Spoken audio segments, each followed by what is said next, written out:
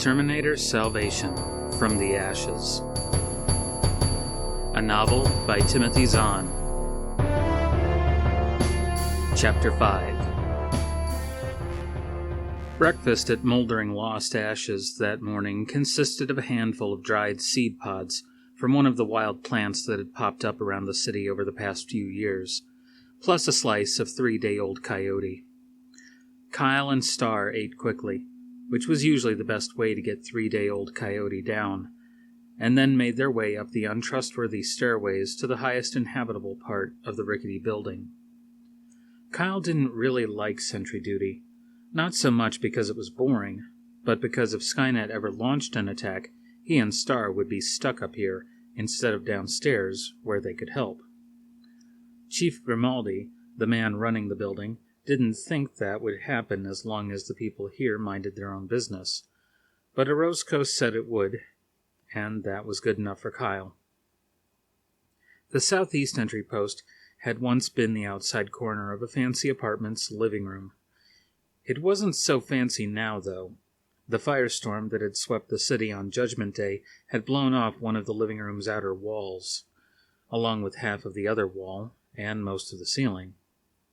The result was a roughly 3-meter square section of floor that gave a clear view of that part of the city, but which was largely open to the elements.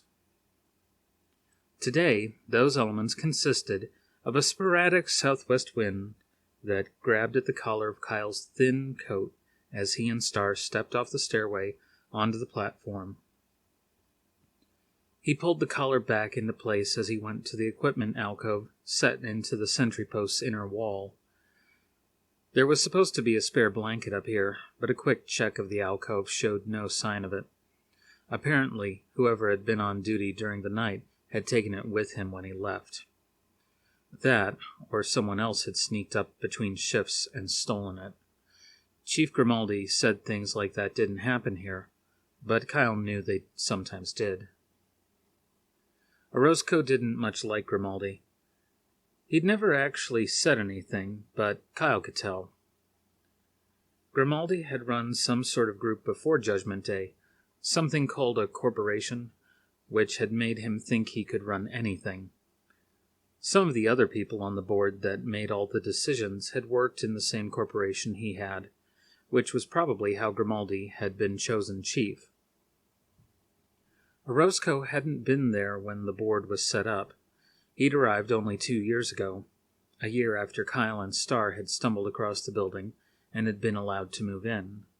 What Kyle couldn't figure out was once Orozco had shown up, why he hadn't been put in charge instead of Grimaldi. Orozco had been a soldier once, and in Kyle's book, that had to count more than anything anyone else had been doing before Judgment Day. But Kyle was only 16, so of course he wasn't on the board. He didn't get a voice in any of their discussions either, the way some of the adults did. The way it worked was that Grimaldi, or one of his men, told Kyle where to go scrounging for food or supplies, or Orozco told him which post he'd been assigned for sentry duty, and Kyle would do it. It irritated him sometimes, especially when Grimaldi tried to use words like tactics or strategy or logistics, when Kyle could tell from Orozco's expression that Grimaldi didn't have the slightest idea what he was talking about. Sometimes, usually late at night, Kyle thought about saying goodbye to Orozco, packing up his and Star's few belongings, and getting out of there. But bad moods like that never lasted very long. The ashes could be annoying, but he and Star were eating at least one meal every day here, and had a safe place to sleep. Considering some of the places they'd been, that all by itself made it worth putting up with a little irritation. Beside him, Star shivered. "Cold?" he asked. "I'm okay," she signed back, even as she shivered again. "You could go sit over there by the alcove," Kyle suggested. "You'd be out of the wind there." She pointed out, "But then I won't be able to see anything." "That's okay," Kyle assured her. "I can watch alone for a while." Star shook her head. "I'm okay." Kyle sighed.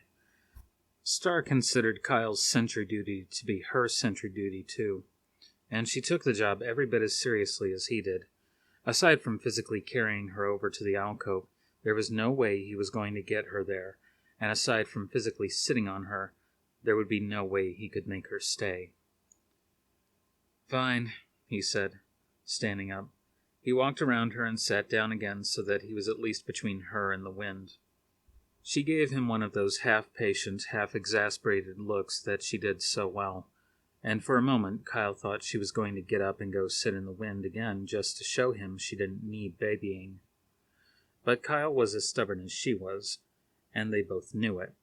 And so rather than playing a pointless game of leapfrog with him in the wind, she just rolled her eyes, drew her knees up to her chest, and wrapped her thin arms around them.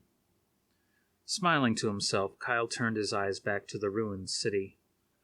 The wind apparently wasn't nearly so potent down at street level, and he could see a soft mist rolling in from the direction of the ocean, the drifting tendrils masking some of the jaggedness of the streets and rubble-filled lots below.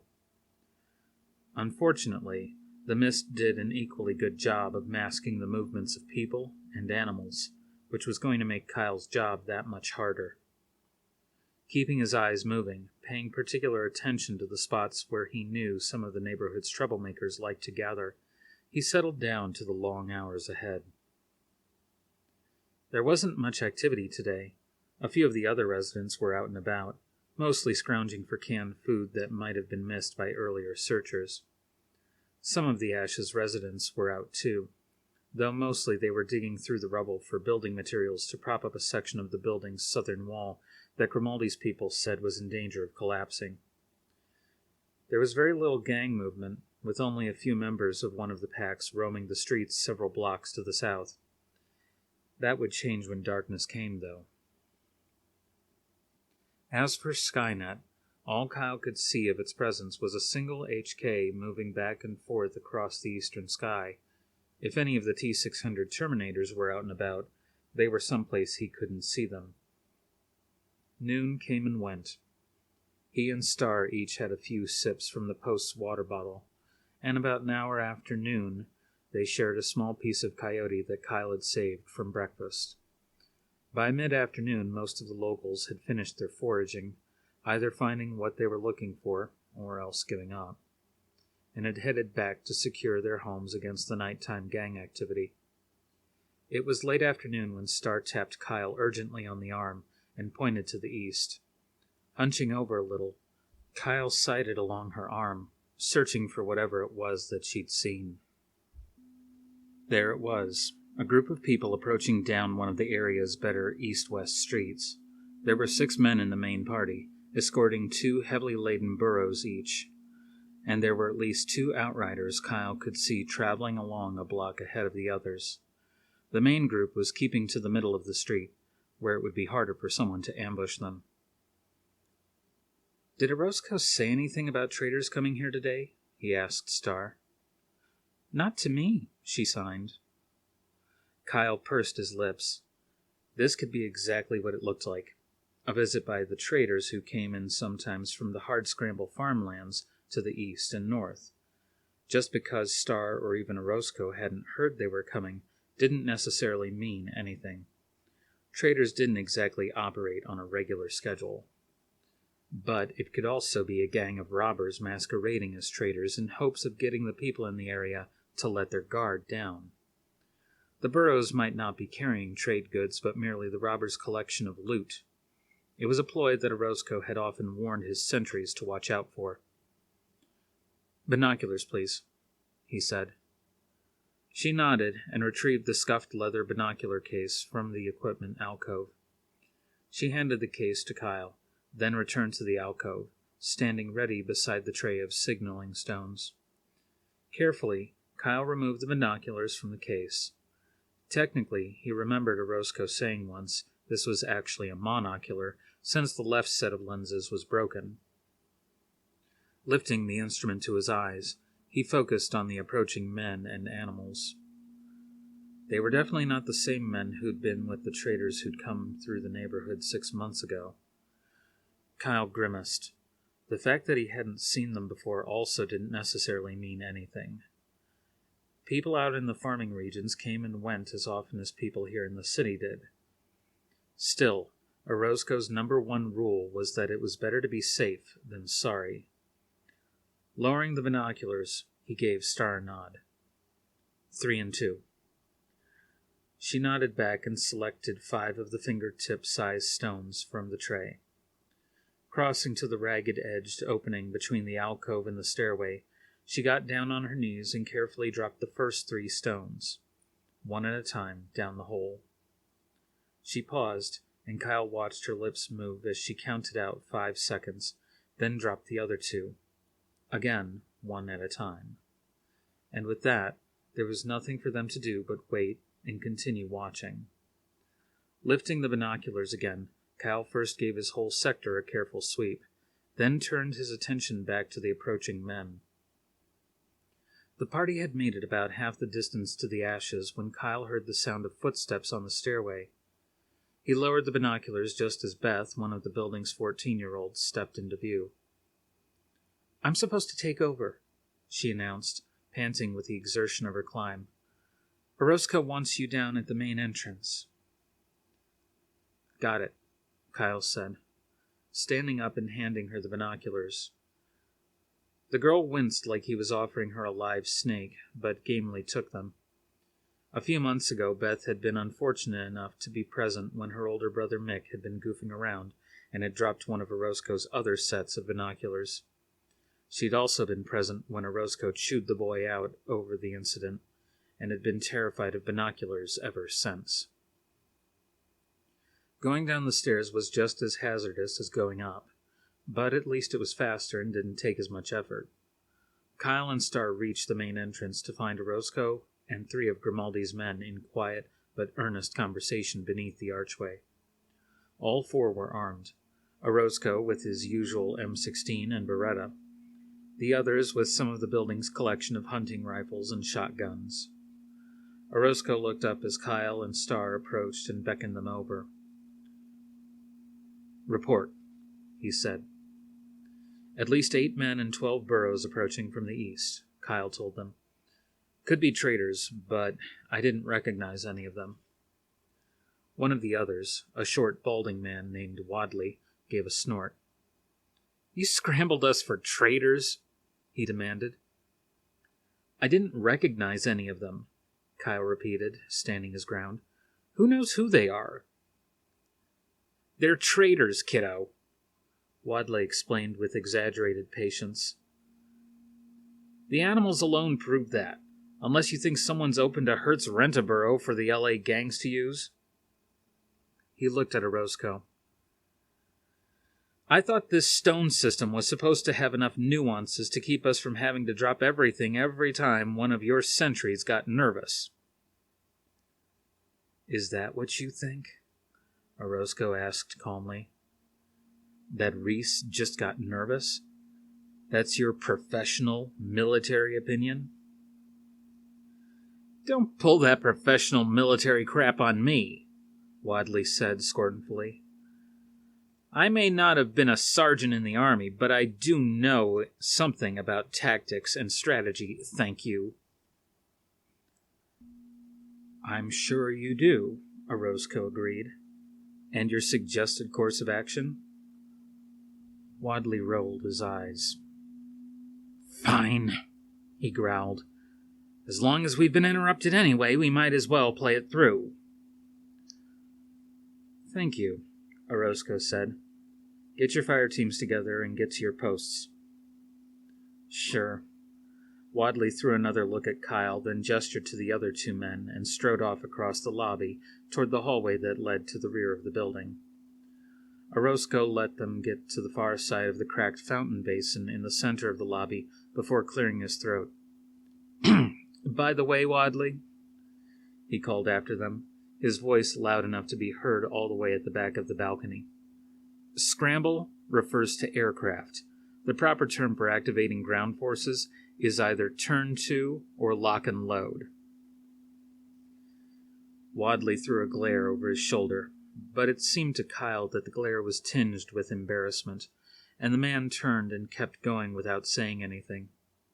A few seconds later, he and the others disappeared down the hallway. "Idiot," Kyle said quietly. "That the way a soldier talks about his superiors?" Orozco asked. Kyle grimaced. "No, sorry, sir." "Better," Orozco said, nodding. "Doesn't change the fact that Wadley is an idiot, of course, but he's an idiot who's willing to pick up a gun and help defend our home and our lives, and for that he deserves your respect. Now, what's your reading on our visitors?" "They probably really are just traitors," Kyle admitted. He'd stood up to Wadley's scorn just fine, but under Orozco's steady gaze, he could feel his confidence melting into a vague feeling of foolishness. "But the back of your neck's still prickling," Orozco persisted. Kyle thought about it. "I guess so," he said. "Yes, it is." "Then you made the right call," Orozco said. "Always listen to your neck and your gut. What's their ETA?" "Probably about 10 minutes," he said. "Maybe less. They were moving pretty fast." "Were they now?" Orozco said. "Interesting." "Why?" Kyle asked. "Because quick movement attracts the eye, which is something to be avoided these days," Orozco said. "Besides that, peddlers and traders working in a neighborhood don't generally want to rush through it, not without a really good reason." He shifted his M16 to his left hand and drew his Beretta. "Here," he said, reversing the pistol and handing it to Kyle. "You and Starr take backup positions around the right side of the fountain. I'll hold my rifle either across my chest or else pointed at the visitors. If everything's okay, I'll shift the muzzle to point at the ceiling." "And we should come out then?" "Or you can stay hidden," Orozco said. "Your choice. If I instead lower the muzzle to point at the floor, start shooting. Remember to take out the ones with weapons first." "Right." Kyle took the gun, checking the safety, the clip, and the chamber the way Orozco had taught him. Then, heart pounding, he gestured to Starr and headed across the lobby to the fountain. Orozco counted out 7 minutes before he heard the sound of shuffling feet and clattering hooves coming along the street from the south. That alone was unusual. A short block and a half south of the building's archway, lying on its side across the street, was an old city bus that had probably been sitting there rusting since Judgment Day. The bus's body was in remarkably solid condition, though, which made it an ideal spot from which to launch an ambush. Orozco had occasionally toyed with the idea of using it as an observation post, but had concluded that the lines of communication back to the building were too iffy for it to be safe for any of its young sentries. But strangers had no way of knowing the bus was harmless, which was why those approaching moldering lost ashes usually avoided the whole questionable situation by coming in from the north. Either this new group was strong enough not to care about possible traps, or else there was someone or something to the north that they were even more anxious to avoid. Whichever it was, this could end up being a very unpleasant morning. Lifting the M16 to ready position across his chest, Orozco mentally prepared himself for combat. If it was a raid, though, the bandits were playing it cool. The first man to come into view was wearing a holstered sidearm, but both hands were busy with the leads of 2 of the burros Kyle had mentioned. His face was turned upward as he walked, his Asian eyes clearly searching for something on the wall above the archway. Orozco let him get 3 more steps, then cleared his throat. "Afternoon," he called. The man jerked and came to an instant halt, his eyes snapping from his survey of the building to Orozco and his rifle. "Afternoon," he said cautiously. His voice carried a slight accent, just enough to show that English probably wasn't his first language. "Excuse the intrusion. I'm looking for the Moldavia Los Angeles." "I've heard of the place," Orozco said, nodding. Luxury condos in the heart of greater Los Angeles starting in the low 800s. The other man drew back a little, probably wondering if the man with the military-issue rifle also had a radiation-scrambled brain. He began. Long gone, of course, Orozco continued, watching the man's face closely. However, if you're interested in moldering lost ashes, where the rooms are a lot cheaper, that's a different story. The other's forehead wrinkled even harder. Then suddenly it cleared. Oh, I see, he said, visibly relaxing. You've changed the name. He frowned again. Moldering lost ashes? Orozco shrugged. A second and third man had now entered the field of fire, both also armed, both with their hands also visible and safely occupied with burrow leads. It fits the place better than Moldavia, Los Angeles, he said. Who are you?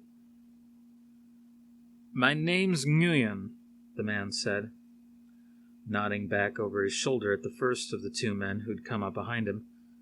This is Wong, my second. We're from Chuck Randall at Keeper's Point. Are you now? Orozco said, feeling his tension ease a bit, but only a bit. Nguyen had the names right, but there were 100 ways he could have come by them. How come Randall didn't come himself? He's not traveling much these days, Nguyen said grimly. Lost his right leg below the knee 2 months ago. Something new Skynet started putting in the rivers. A new model Terminator? Nguyen shrugged. All we know is that it's metal, travels in water, and has lots of big teeth. No one's gotten a pedigree for it yet. Not to be rude, but could we possibly take this inside? Wong put in, throwing a look northward past Nguyen's shoulder. What's your hurry? Orozco asked. A mile or so back, we spotted a group of nasties paralleling us a few blocks to the north, Nguyen said. 8 to 10 of them, all heavily armed. I don't know if they spotted us, or if they're even planning on turning in this direction, but we'd just as soon be out of sight before either of those things can happen. Orozco grimaced, more swaggering young men with guns who would need to be taught to stay away from his building. Just what he needed. We're almost done, he assured Wong. So if Randall really sent you, he must have told you who you'd be dealing with. Yes, after a fashion. Nguyen's lips tightened. But then he also told us to look for the Moldavia Los Angeles. Obviously losing his leg hasn't affected his sense of humor. Apparently not, Orozco said, a little more of the tension easing. Only someone who knew Randall would also know what sorts of things the man found funny. So who did he send you here to see? He told us to ask for Auntie M, Nguyen said. He frowned. I don't suppose that's not you, is it? Hardly, Orozco said as the last remnant of tension faded away quietly. That had been his and Randall's private joke, one the grizzled farmer had come up with the last time he was here. Go ahead and bring your people and animals inside. We've got a room over to your right past the fountain where you can put them. Thank you, Nguyen said, making no effort to take Orozco up on his invitation. But even a private joke has 2 sides. In other words, how do you know I'm the one Randall said you could trust? Orozco asked. Correct. Nguyen inclined his head slightly. No offense. None taken, Orozco assured him, his estimation of the man going up a notch. That kind of caution, that refusal to ever take anything for granted, was how you stayed alive these days. Here's Auntie M. He hoisted his rifle to point at the ceiling, giving Nguyen a full-profile view of the weapon. Nguyen, say hello to Auntie M. Auntie M16. Auntie M, say hello to Mr. Nguyen. Nguyen gave a slightly twisted smile. Pleased to meet you, Miss M, he said. I take it, then, that you must be Miss M's keeper and guardian, Mad Sergeant Cousteau Orozco? Call me Huss, Orozco said, beckoning to Kyle and Star. This is Kyle and Star, he added as the two kids rose from their concealment and started across the lobby. They'll help you get your burros inside and unloaded. You may have slightly misunderstood our intentions, Nguyen said carefully. We're not necessarily planning to sell all of our goods to you. I understand that, Orozco said. But given the late hour and given that the Ashes is the safest place around, I'd hoped you would accept our hospitality for the night. For a moment, Nguyen studied Orozco's face. Then he again inclined his head. Thank you. We would be honored. Good. Orozco turned to Kyle as he and Star came up beside him. Mr. Nguyen and his party will be our guests for the night, he told the boy. They and their animals will be in the lower conference room. Take them there, and on your way, tell Pierre I want him to stay at his post, but that the rest of his team can stand down and give you a hand getting our guests settled in. Got it. Kyle gestured to Nguyen. This way. The boy headed off toward the conference room, walking sideways so that he could watch the traders' progress as they picked their way across the lobby. He hadn't stuck the Beretta into his belt, Orozco noticed, but still had it ready in his hand. Like Nguyen, like Orozco himself, the boy knew better than to take anything for granted. Orozco waited until the last of Nguyen's group was inside. Then, stepping beneath the archway, he signaled the man in the sniper's nest across the street to come in. Once he was back in the building, Orozco would have him take over the post here at the entrance. And then Orozco would have the unpleasant task of admitting to Wadley and the others that yes, the party Kyle had spotted were just traders. The information would probably lead to more snide comments about Kyle's paranoia, which, thanks to the politics of life here, Orozco would have to endure in silence. As Kyle had already noted, Wadley was an idiot. What was worse, he took things for granted, and this incident would simply reinforce the man's mental laziness. If there were any justice in the world, Orozco mused, Kyle would survive for a long time while Wadley would suffer a quick and unpleasant death. Baker appeared from the sniper's nest and headed briskly across the street. Orozco gestured to him, then pointed to the floor beside the archway to indicate his new post. Then, cradling his M16 under his arm, he headed across the lobby to close down all the rest of the fire teams, including Wadley's. No, there was no justice left in the world. Not anymore.